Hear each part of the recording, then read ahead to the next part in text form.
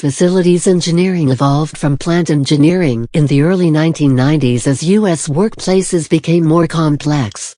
Practitioners preferred this term because it more accurately reflected the multidisciplinary demands for specialized conditions in a wider variety of indoor environments, not merely manufacturing plants.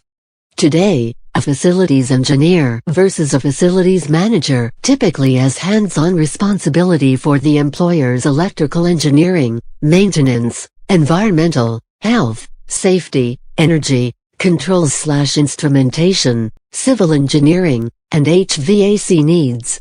The need for expertise in these categories varies widely depending on whether the facility is, for example, a single-use site or a multi